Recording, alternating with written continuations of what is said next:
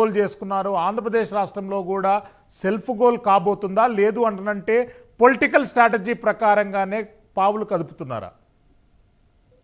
శ్రీశైలం గారు, నాకు మీ మీ వాయిస్ కొంచెం అర్థం కాలేదు. Yes, BJP BJP self goal అంటారు, ఏమంటారు దాని మీద అర్థం కాదు. అంటే తెలంగాణ రాష్ట్రంలో Bharatiya Janata party self goal చేసుకుంది. ఆంధ్రప్రదేశ్ రాష్ట్రంలో కూడా ఇతరులతోని ఫ్రెండ్షిప్లో వెళ్ళి సెల్ఫ్ గోల్ చేసుకునేటటువంటి పరిస్థితులు ఇప్పుడు ఆసన్నమైనాయి. ఎట్లా చూడాలండి బీజేపీ? ఇప్పుడు ఆంధ్రప్రదేశ్ లో బీజేపీ కినా తెలుగుదేశం జనసేనతో పొత్తు లేకపోతే వాళ్ళకి 2019 ఎన్నికల్లో ఏ విధంగా అయితే నోటాతో పోటీ పడేటువంటి ఓట్లు వచ్చాయి, సేమ్ అంతే వస్తాయి.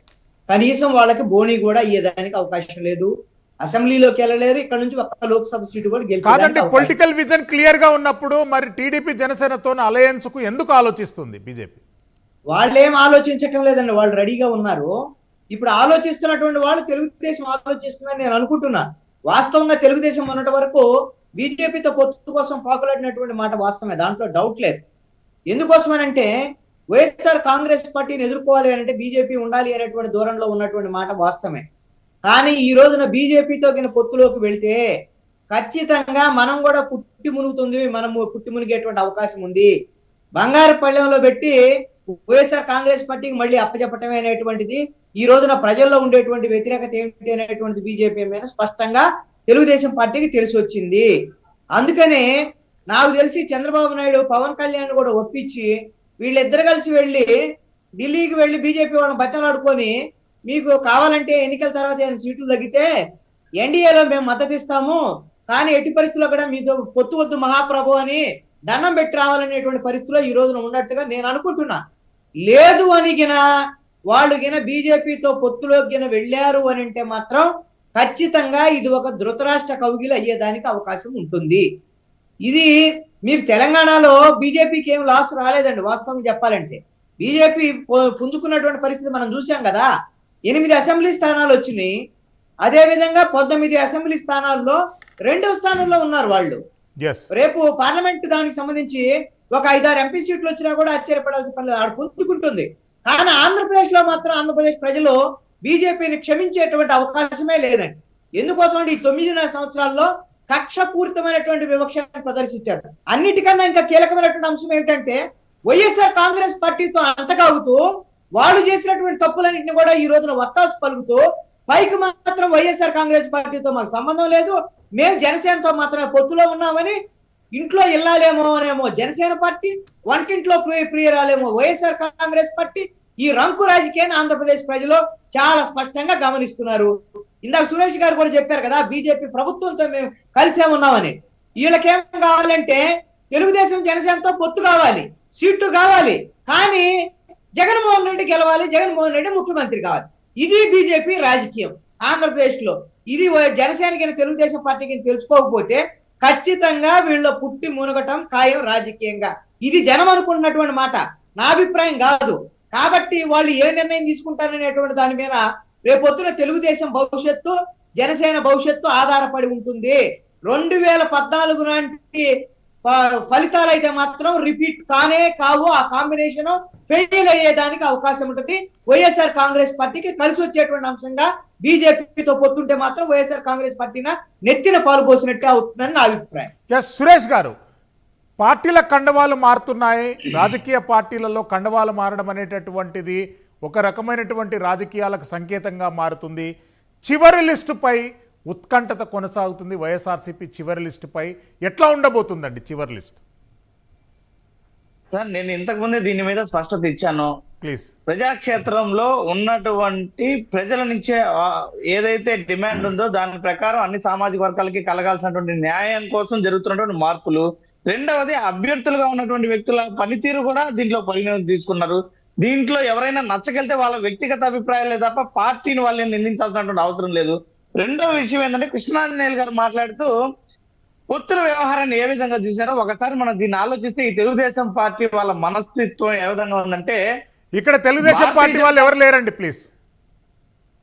ఇప్పుడు అంటే కృష్ణాంజనేయులు గారు వాళ్ళకి చెప్పడం ఏ విధంగా పరిగణిస్తున్నారంటే, ఈ విధంగా ముందు వెళ్ళి భారతీయ జనతా పార్టీతో పొత్తు అవసరం లేదు, గెలిచిన తర్వాత ఇస్తామని చెప్పి వాళ్ళు లోపాయికారికంగా మాట్లాడుకొని తెలుగుదేశం వాళ్ళు వస్తే బాగుంటుంది అని వారు చెప్తాననేది ఏ విధంగా ఉందంటే ఈ తెలుగుదేశం పార్టీ వాళ్ళకి సరిపోతుంది ఆ విధంగా. అంటే ఎందుకంటే వాళ్ళు ప్రతిసారి కూడా కేవలం గెలుపు కోసం ఏదో ఒక అడ్డదారులు చెప్తారు కాబట్టి కృష్ణాంజలి ఇచ్చినటువంటి సలహా వాళ్ళకి బాగా సూట్ అవుతుంది, దాంట్లో ఎటువంటి ఇబ్బంది లేదు. రెండో విషయం వస్తే ఇక్కడ మనం చూస్తే ఇందాక ఫోనింగ్ లో మాట్లాడుతున్న అక్షర సత్యం గారు 2019లో అవకాశం ఇవ్వకుండా ఇప్పుడు ఇవ్వడం అనేది అది ఏమాత్రం కూడా సబబు కాదు అంటున్నారు. 2019 పరిస్థితుల్లో జగన్మోహన్ రెడ్డి గారు మనం అందరం కూడా ఎంత కష్టతరంలో ప్రయాణం సాగింది, ఎన్ని ఒడిదొడుకులను ఎదుర్కొన్నారు, ఎంతమందిని ఎదిరించి పార్టీని నడపడం జరిగింది.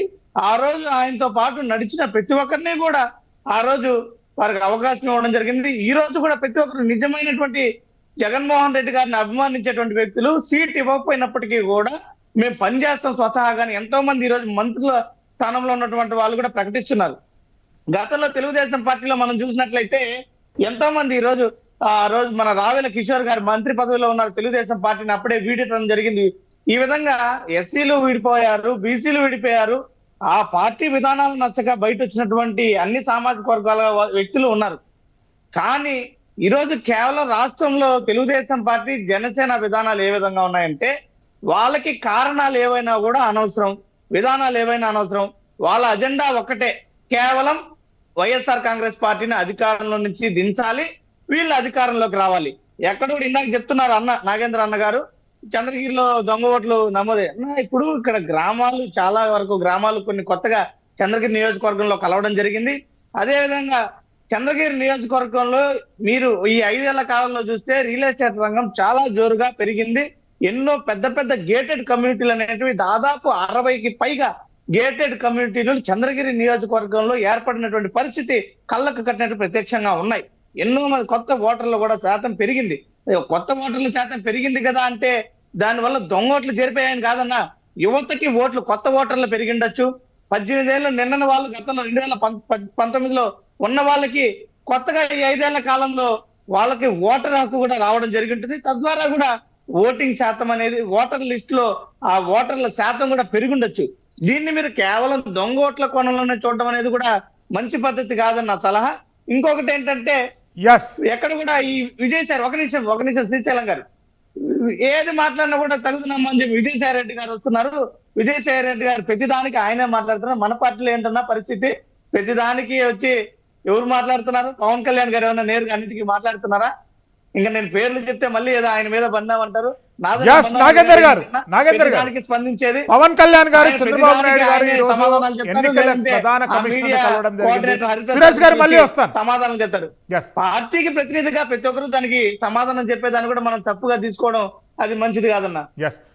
నాగేంద్ర గారు, దొంగ ఓట్లను తొలగించి దొంగ ఓట్లతో వైఎస్ఆర్సీపీ మరో రకమైనటువంటి రాజకీయం చేయాలని ప్రయత్నం చేస్తుందని పవన్ కళ్యాణ్ గారు, చంద్రబాబు నాయుడు గారు ఎన్నికల ప్రధాన కమిషనర్ కలవడం జరిగింది. ఎట్లా స్పందిస్తారు ఈ అంశంపై?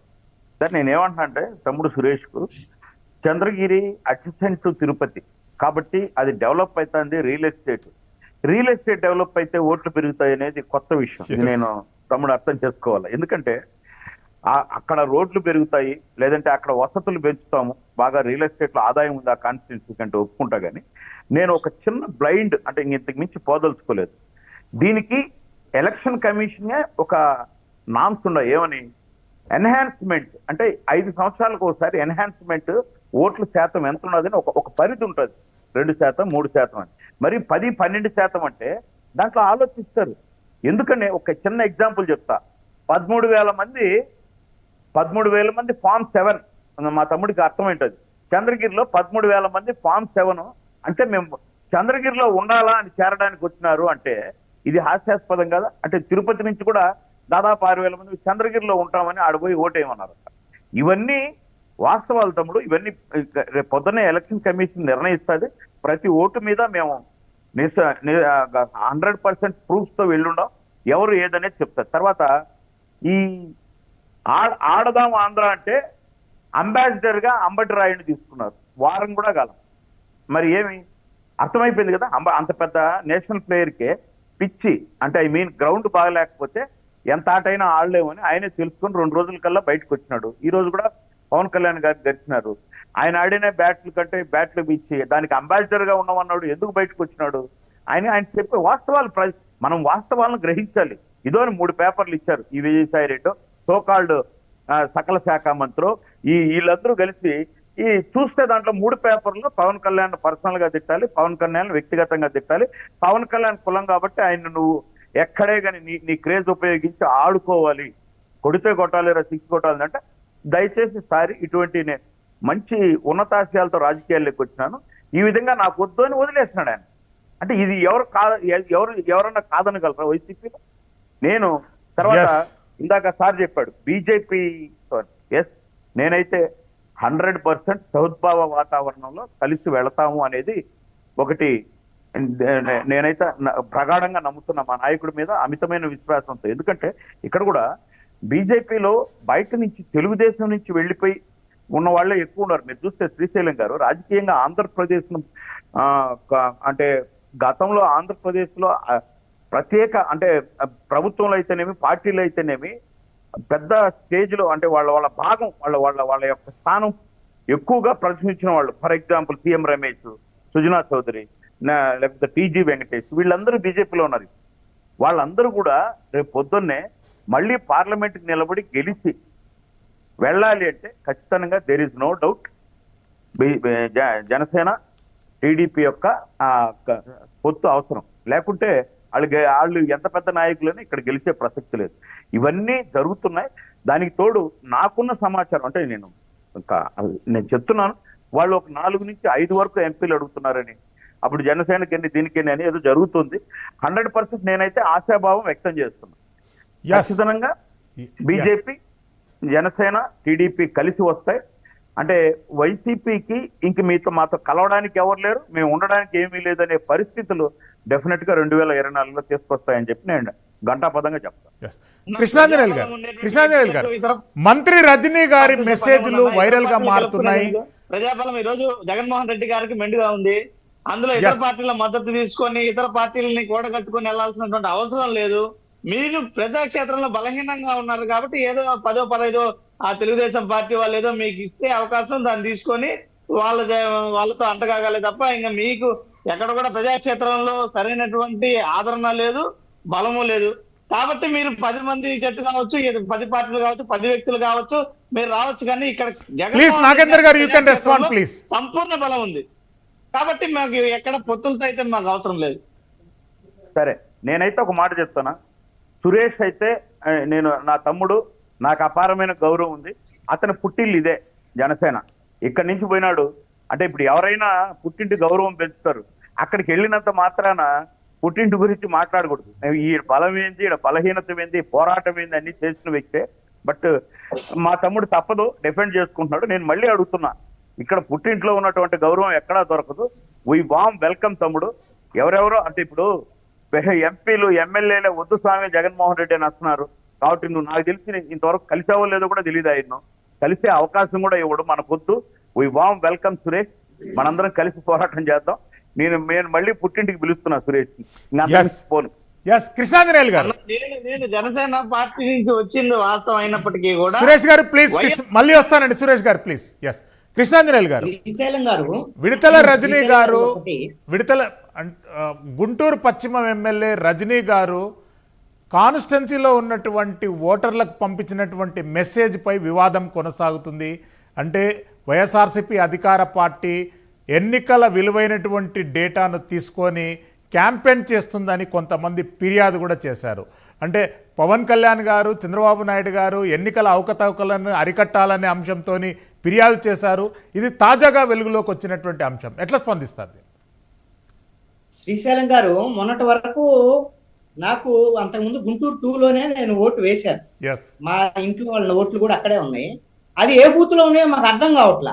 కానీ విడుదల రజనీ మెసేజ్ వచ్చిన తర్వాత నేను కన్ఫర్మ్ చేసుకున్నాను, నా ఓటు ఉంది, ఉంచారు, ఇంకా తీసేయలేదు అని. అంటే ఒక ఎలక్షన్ కమిషన్ కు సంబంధించినటువంటి ఓటర్ లిస్టుకు సంబంధించినటువంటి వివరాలు అవన్నీ మా ఫోన్ నెంబర్లతో సహా వాళ్ళ దగ్గర ఉన్నాయి కాబట్టి మాకు మెసేజ్లు వచ్చినాయి. అంటే ఈ రోజున అధికారికమైనటువంటి ఎలక్షన్ కమిషన్ యొక్క సమాచారాన్ని తీసుకొని అధికార పార్టీ ఏ విధంగా దుర్వినియోగం చేస్తున్నారు. మొన్న విజయసాయి రెడ్డి కానివ్వండి, వైఎస్ఆర్ కాంగ్రెస్ పార్టీ వాళ్ళు ఎలక్షన్ కమిషన్ దగ్గర ఫిర్యాదు చేసింది ఏమిటి అంటే తెలుగుదేశం జనసేనమేనా, వీళ్ళు ఎలక్షన్ కమిషన్ కు సంబంధించినటువంటి వెబ్సైట్ నుంచి అధికారిక సమాచారాన్ని తీసుకొని వీళ్ళు దాన్ని దుర్వినియోగం చేస్తున్నారండి. వాస్తవంగా వైఎస్ఆర్ కాంగ్రెస్ పార్టీ వాళ్ళు ఆ దుర్వినియోగం చేస్తున్నటువంటి పరిస్థితి అన్నమాట. అంటే ఈ కంచె చేరిని వేసినట్టు అధికారాన్ని ఉపయోగించుకొని ఈ రోజున మొత్తం ఎన్నికల అక్రమాలకు ఏ విధంగా పాల్పడుతున్నారు, దొంగ ఓట్లు పాల్పడుతున్నారు అర్థమవుతుంది. అయితే ఇందాక నాగేంద్ర గారు మాట్లాడినటువంటి అంశం మీద ఒక అంశం మీద నేను క్లారిఫికేషన్ ఇస్తాను. ఎందుకు అనంటే ఈ రోజున బీజేపీకి ఆంధ్రప్రదేశ్ లో ఖచ్చితంగా జనసేన తెలుగుదేశం పొత్తు కావాల్సిందే. Yes. వాళ్ళు ఎమ్మెల్యేలు కావాలన్నా, ఎంపీలు కావాలన్నా, ఇక్కడుండే నాయకులు గెలవటం ఒక ఎత్తు అయితే, కేంద్రంలో బీజేపీ అధికారంలోకి రావాలన్నా కూడా ఈ రోజున దక్షిణ భారతదేశంలో ఎంపీ సీట్లు అధికంగా గెలుచుకోవాల్సినటువంటి పరిస్థితులు ఈ రోజున ఉన్నాయి. దక్షిణ భారతదేశంలో 5 రాష్ట్రాల్లో 129 లోక్సభ స్థానాలకు సంబంధించి 29 మాత్రమే బీజేపీకి ఉన్నాయి. అది కూడా కర్ణాటకలో, తెలంగాణలో మాత్రమే. ఆంధ్రప్రదేశ్, అదే విధంగా తమిళనాడు, అదే విధంగా కేరళలో ఈ రోజున వాళ్ళకి 0 లోక్సభ స్థానాలు ఉన్నాయి. ఇప్పుడు గిన